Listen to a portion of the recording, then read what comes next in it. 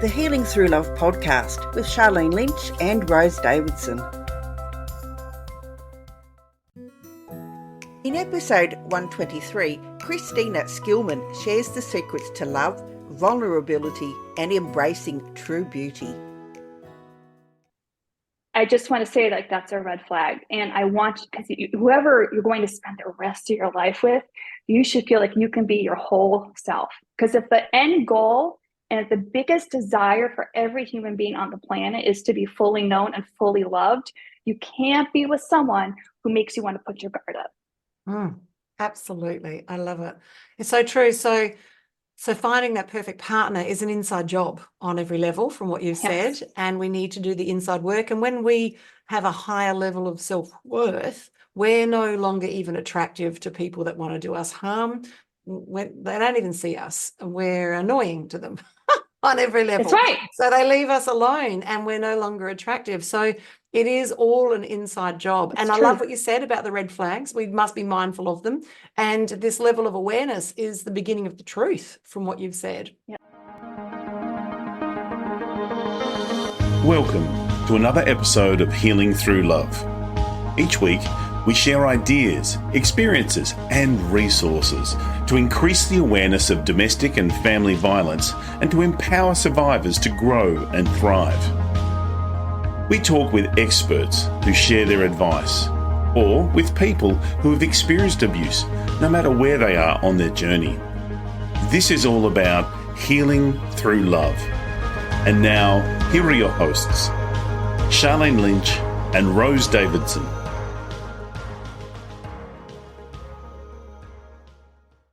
Hello and welcome to the Healing Through Love podcast, a space where stories of strength, resilience, and transformation unfold. I'm your host, Sharlene Lynch, and I'm honoured to be your guide on this journey of empowerment and healing. Today, we have a very special episode tailored specifically to you, whether you're driving the car or sipping a cup of tea or simply taking a moment for yourself. I want you to know that you're in a safe place. Healing Through Love is more than a podcast. It's a community, a beacon of hope to remind you that you're not alone. In this episode, we have a guest who will share a story that resonates at the core of our mission, a story that illuminates the power of love, resilience, and unwavering strength that lies within each of us. So settle in, take a deep breath, and let the healing journey begin. But before we dive into the inspiring narrative today, just a quick reminder that if you find value in our episodes, consider supporting us by subscribing, sharing, and leaving a review. Your engagement helps us reach the hearts and spread the message of healing through love. I love it. Today, we've got a very special guest, and her name is Christina Skillman. Now, she's an entrepreneur, a business owner, and an author, and she's living in Boston, Massachusetts. So the other side of the world. So it's evening for her and it's morning for us. Her own personal journey of being fully known and fully loved began with a very solid and public commitment in 2016 that culminated in meeting her now husband in 2017. And she now works with women to shorten the time gap between standing in their yes and finding their true, total romantic love. I love it. As a woman who's just recently married in 2023, I left it till I was 57 to get married. Oh my gosh. It was a long time between my hell yes and my, oh my God, my prince. So I love it. So Christina, tell us a little bit more about your story. So I would say I was a woman on a mission, and I loved being an entrepreneur. I ran my own business at a very successful video agency here in the Boston area. And I really thrived off of production. I thrived off of success. And of course, as being a human being, you want love. But I always kind of put that into someday, or just kind of hoping it would come to me. So I have to say, my life turned on a dime. It was actually the summer of 2014, and I met someone. I'm going to call him Tim just for the sake, not his real name. And this man just knew how to sweep me off my feet. I didn't know anything about narcissists. I didn't know anything about love bombing. I just fell for what he was selling, hook, line, and sinker. And he had the money and the toys to like get the job done.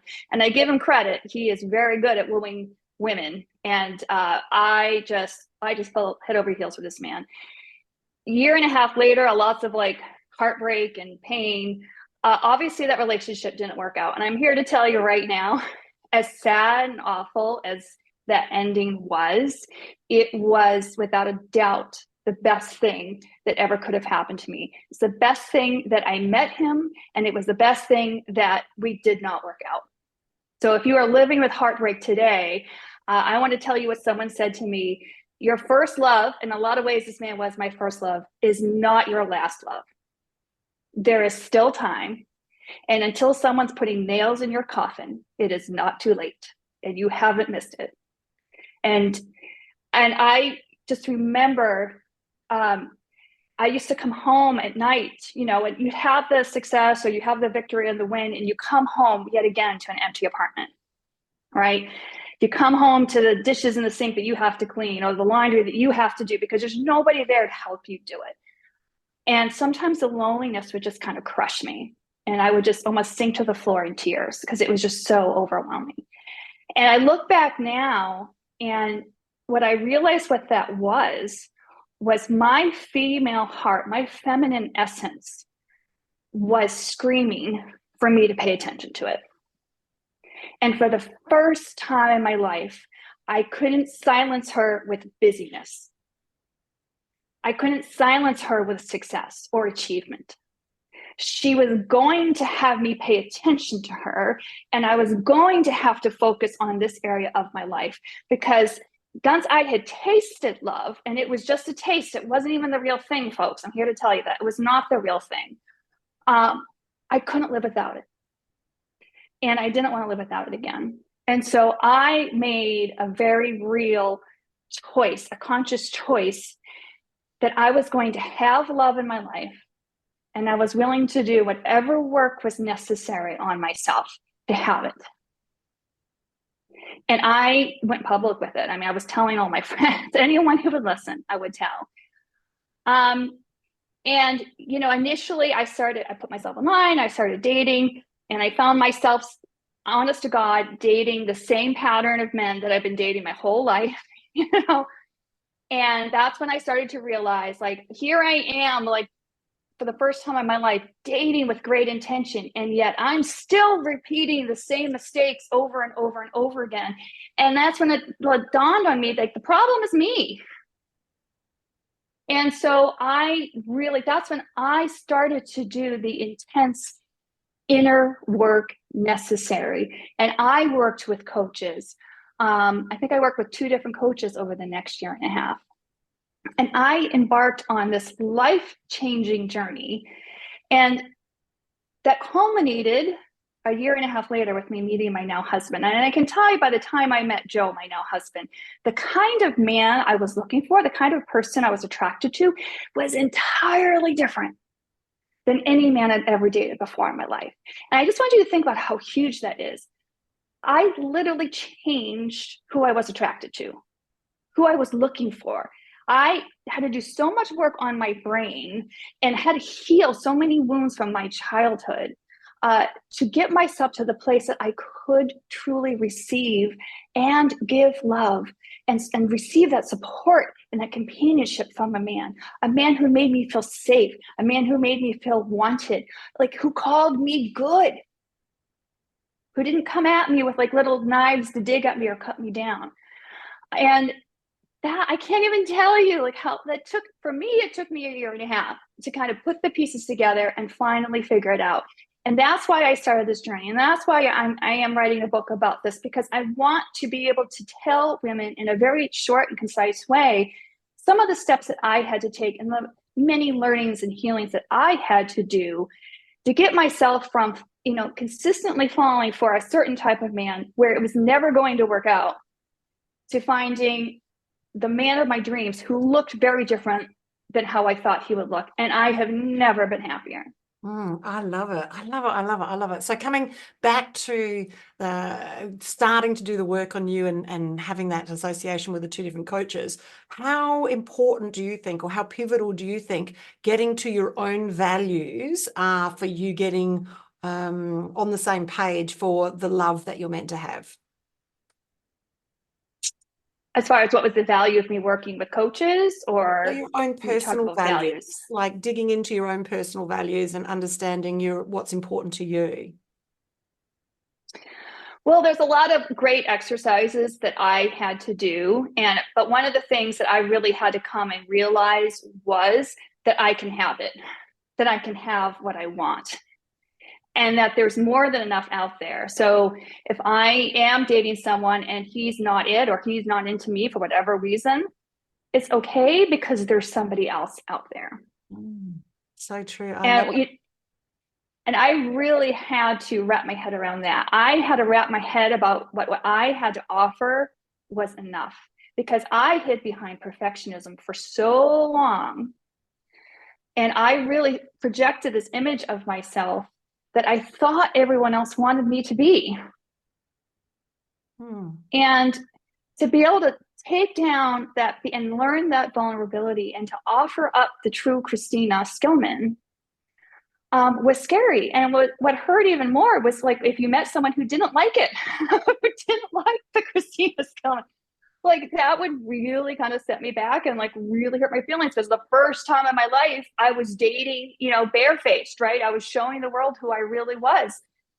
And I never forget, I had a coach tell me once, she said, Christina, it is a man's right to not want to date you. And I remember just feeling like someone put cold water in my face. I was like, oh, you're right. It's okay, right? It is okay if he doesn't want to date me, because there's somebody else out there who will. So it was just a process of learning my values and changing my dialogue and healing, relationship with family and things that had happened, and healing really the relationship with myself, my relationship with beauty, and to practice that receiving muscle, because I was so used to doing everything for myself. I was very good at being independent. I was very good at being, superwoman. But the truth of the matter is, I really wanted help. I really wanted support. I really wanted a person next to me in the mess with me, not just friends. Like, he's in the mess. Like, this is our life. We're doing this together. We're in the foxhole together. And to know that I can have that, and that I'm worth that, and that somebody wants to do that for me, was a really important part of my journey. All right. Oh, I love it. This is so juicy. So you've got this recovering perfectionist, and you've also got the people pleaser. So do you think those two are connected in some fashion? I do. It's really interesting, because I never would have thought of myself as a people pleaser, because I'm also a truth teller. But it's only even been very recent in my journey that I've realized, like, I've been a caretaker of my family growing up. Like, I've taken on so much burden onto my shoulders, because I'm good enough, and I can do it, so I should be able to do it. And so it's really been the work of my adult life, beginning with this journey, to see how much of that was really dysfunction. And that I'm not being asked by the universe to carry the load for everybody. I love it. I love it. So you've got all this internal work that needs to be done so that you are ready for that space of receiving. But on the external level, love to have a conversation about red flags and what things that people who are in the dating process, so many of the people that are listening to this podcast are either coming out of domestic violence, or some of our clientele are still in there. They've obviously had patterns of behavior that they've repeated. So the red flags, the things that they need to be mindful for when they're looking to date down the track. If you had a better understanding of that back in 2014, do you think that would have had a different outcome for you? So I want to say knowledge is power. So begin there. And I want to give any woman who's coming out of an abusive background, the first thing I want to bless you with is time. I want to give you time to heal.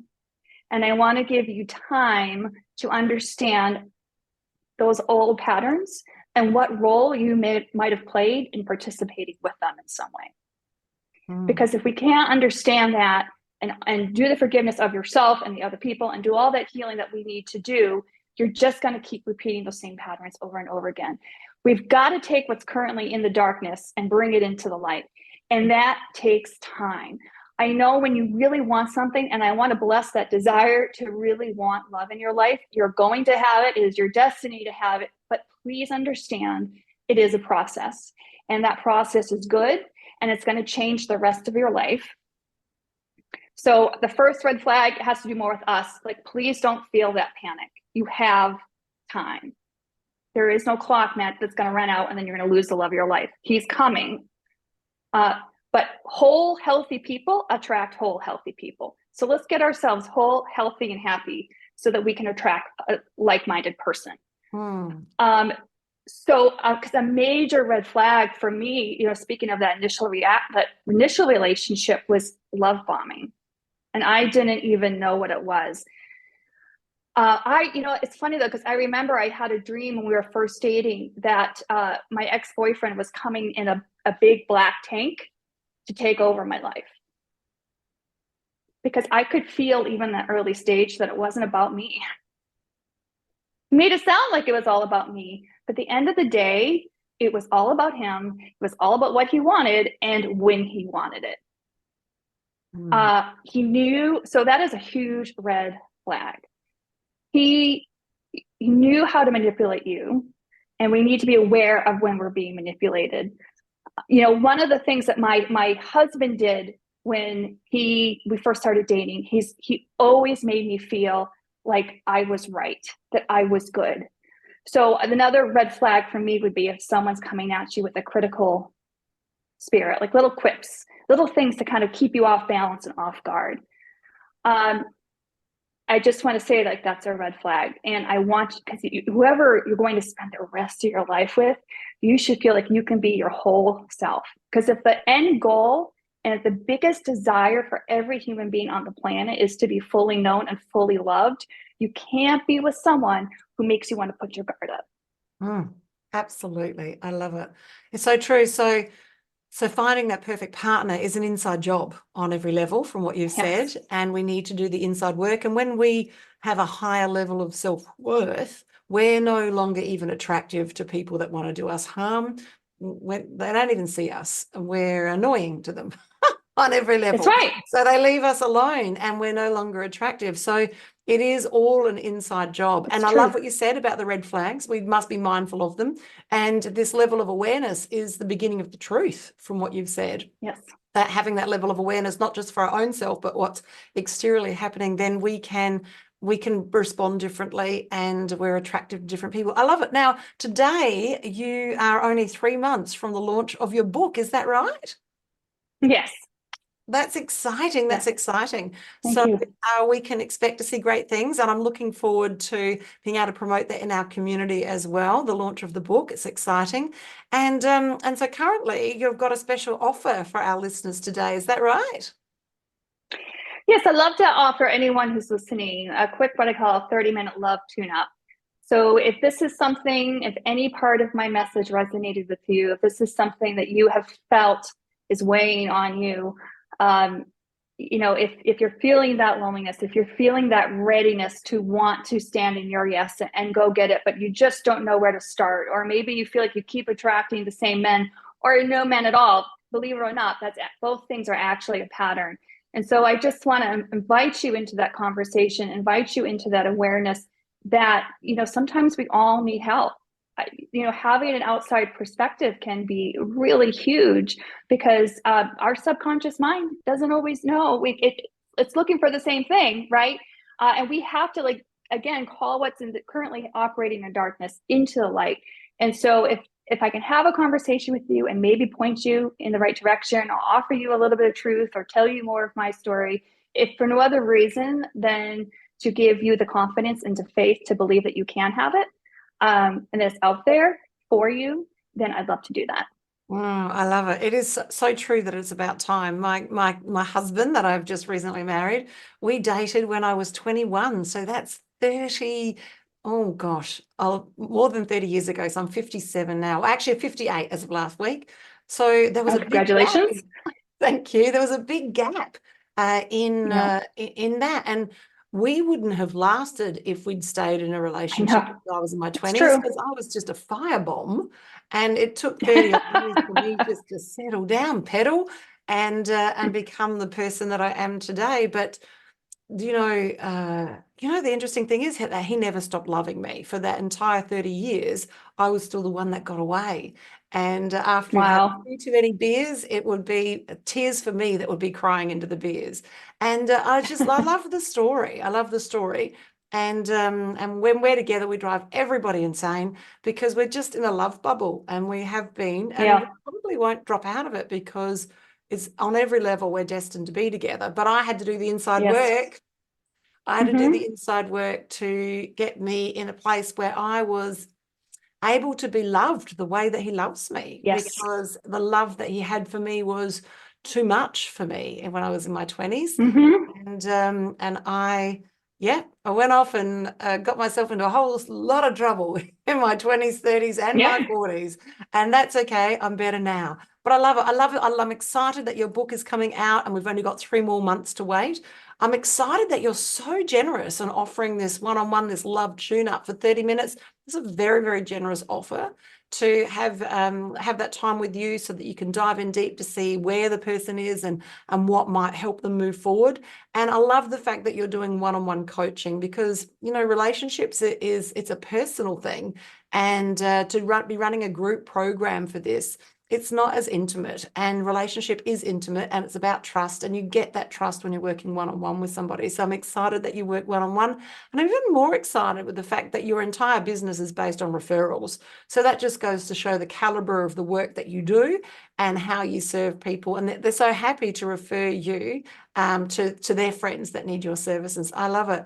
So in closing today, what words of wisdom would you share with our audience? Well, I want to say, how you do one thing is how you do everything. And so you think this is just about finding a husband. No, this is about so much more than that. You'd be surprised about how, when we heal our relationship with ourselves, how we heal our relationship with our beauty, if we heal our relationship with our self-worth, how we attract more money to us, more success to us. It just gets our vibrational energy operating at such a high level that you'd be surprised by how much more capacity that you have. And if you're out there and you're feeling exhausted and you're feeling burned out, I just want to invite you into that moment of rest, to know that you can start to exercise your feminine spirit.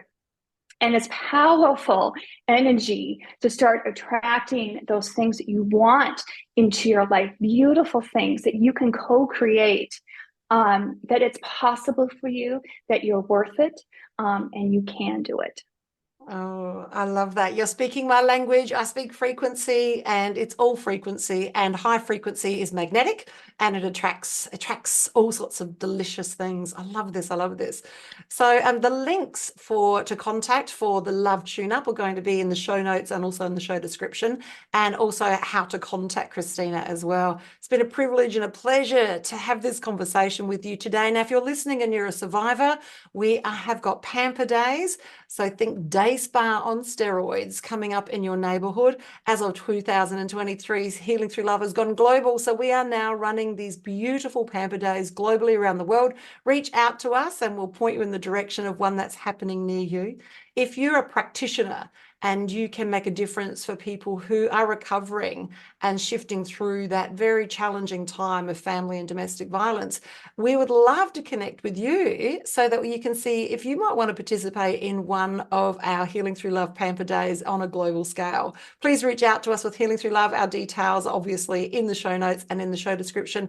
It's been a privilege and a pleasure to spend this quality time with you, Christina. It's a goodbye from me and a goodbye from Christina.